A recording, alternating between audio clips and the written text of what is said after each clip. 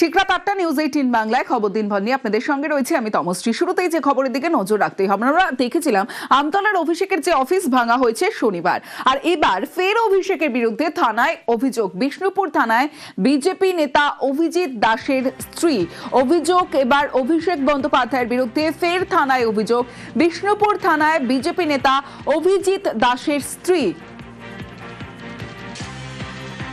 অভিষেক বন্দ্যোপাধ্যায়ের বিরুদ্ধে ফের থানায় অভিযোগ। বিষ্ণুপুর থানায় বিজেপি নেতা অভিজিৎ দাসের স্ত্রী। শনিবার আমরা দেখেছিলাম আমতলায় অভিষেকের অফিস ভাঙা হয় এবং এবার অভিষেকের বিরুদ্ধে ফের থানায় অভিযোগ। সরাসরি চলে যাব, অর্পণ রয়েছে আমার সঙ্গে, অর্পণের সঙ্গে কথা বলবো। অর্পণ, ফের থানায় অভিযোগ অভিষেক বন্দ্যোপাধ্যায়ের বিরুদ্ধে, এবার অভিযোগ করলেন বিজেপি নেতা অভিজিৎ দাসের স্ত্রী, ঠিক কি অভিযোগ?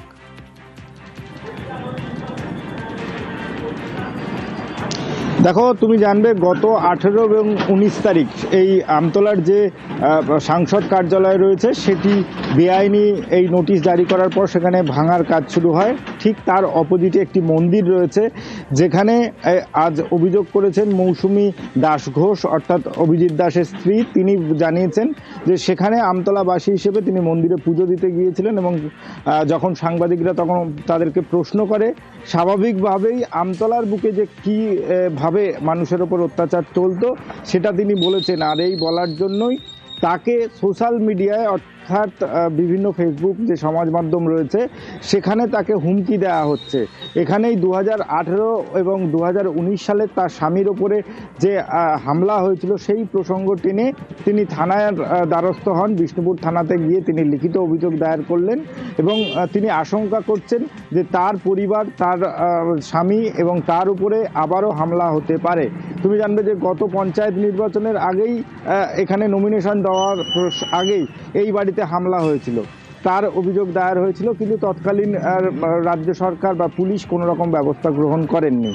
গত 18 এবং 19 তারিখে যে ঘটনা, তারপরে যে সমাজ মাধ্যমে যেভাবে তাকে কুৎসা এবং গালিগালাজ করা হচ্ছে, তার পাশাপাশি তাকে প্রাণ সংশয়ের আশঙ্কা করছেন, সেই প্রাণ সংশয় এবং তার সঙ্গে তার পরিবারের সুরক্ষার জন্য অভিষেক বন্দ্যোপাধ্যায়ের বিরুদ্ধে তিনি থানায় অভিযোগ দায়ের করলেন এবং যারা এই ঘটনা ঘটাচ্ছে প্রত্যেকেই অভিষেক বন্দ্যোপাধ্যায়ের নির্দেশে এই তাকে প্রাণ সংশয় বা তাকে হুমকি দিচ্ছেন বলে তিনি অভিযোগ করেছেন।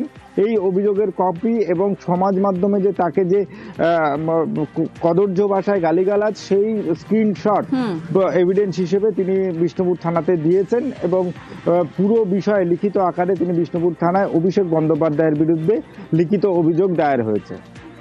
বেশ,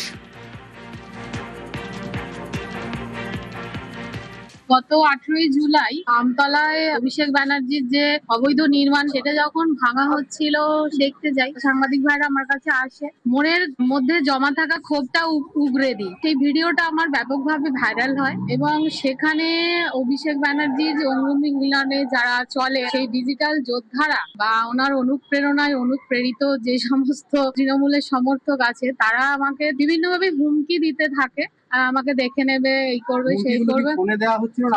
না, ডিজিটালি দেওয়া হচ্ছিল এবং কদর্য ভাষায় আক্রমণ করছে। আমি ভীষণ আপসেট হয়ে পড়েছি।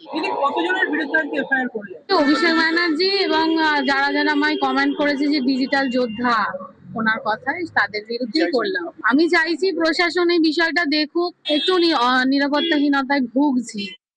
যেহেতু আমাদের বাড়িতে সম্পূর্ণ একা থাকে, ন্যাচারালি একটা আতঙ্ক তো থাকবেই। আমাদের তো বাড়ির মহিলারা তো বা বাড়ির লোকেরা তো আর ওই রকম ওদের মতো ট্রেন্ড ক্রিমিনাল না, যার জন্য বললো যে আমি থানায় যাব। তো আমরা তো নিজেরা ভুক্তভোগী, ন্যাচারালি বাড়ির লোকেরা তাদের তো আতঙ্ক থাকবেই। সেই সব কারণগুলো উল্লেখ করে এবং এই অভিষেকের সাম্প্রতিক এই মন্তব্য, হুমকি, ক্ষমতা আসার পর সমস্ত বিজেপি পার্টি অফিস এবং বাড়িঘর ভেঙে দেবে, যারা ওখানে উপস্থিত ছিল তাদেরকেও রিভেঞ্জ নেবে, কাউকে বাঁচতে দেবে না। এবং ন্যাচারালি যা থ্রেট করেছে সেই থ্রেটে বাড়ির প্রত্যেকের বাড়ি পরিবার একটা আতঙ্কে থাকে। প্রশাসন আসার পর এখানে যে আপনি কমপ্লেন করলেন, পাশাপাশি আইসির সঙ্গে দেখা করলেন, সেক্ষেত্রে কতটা আশাবাদী? আমি শুধু আইসি নয়, এসপি কেও দেওয়া হয়েছে, তবুও একটা আবেদন করেছি যে হাউস প্রোটেকশনের জন্য